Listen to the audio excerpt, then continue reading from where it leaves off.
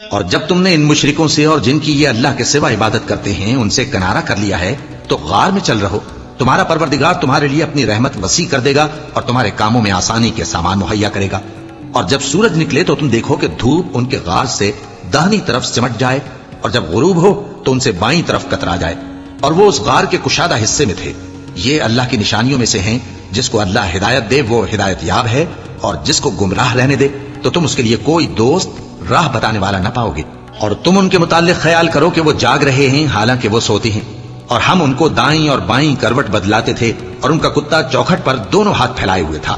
اگر تم ان کو جھانک کر دیکھتے تو پیٹ پھیر کر بھاگ جاتے اور ان سے دہشت میں آ جاتے۔ اور اسی طرح ہم نے ان کو اٹھایا تاکہ آپس میں ایک دوسرے سے دریافت کریں۔ ایک کہنے والے نے کہا کہ تم یہاں کتنی مدت رہے؟ انہوں نے کہا کہ 1 دن یا اس سے بھی کم۔ انہوں نے کہا کہ جتنی مدت تم رہے ہو تمہارا پروردگار ہی اس کو خوب جانتا ہے، تو اپنے میں سے کسی کو یہ روپیہ دے کر شہر بھیجو، وہ دیکھے کہ نفیس کھانا کون سا ہے تو اس میں سے کھانا لے آئے، اور احتیاط سے آئے جائے اور تمہارا حال کسی کو نہ بتائے۔ اگر وہ تم پر دسترس پا لیں گے تو تمہیں سنسار کر دیں گے یا پھر اپنے مذہب میں داخل کر لیں گے، اور اس وقت تم کبھی فلاح نہیں پاؤ گے۔ اور اسی طرح ہم نے لوگوں کو ان کے حال سے خبردار کر دیا تاکہ وہ جانیں کہ اللہ کا وعدہ سچا ہے، اور یہ کہ قیامت جس کا وعدہ کیا جاتا ہے اس میں کچھ شک نہیں۔ اس وقت لوگ ان کے بارے میں باہم جھگڑنے لگے اور کہنے لگے کہ ان کے غار پر عمارت بنا دو۔ ان کا پروردگار ان کے حال سے خوب واقف ہے۔ جو لوگ ان کے معاملے میں غلبہ رکھتے تھے وہ کہنے لگے کہ ہم ان کے غار پر مسجد بنائیں گے۔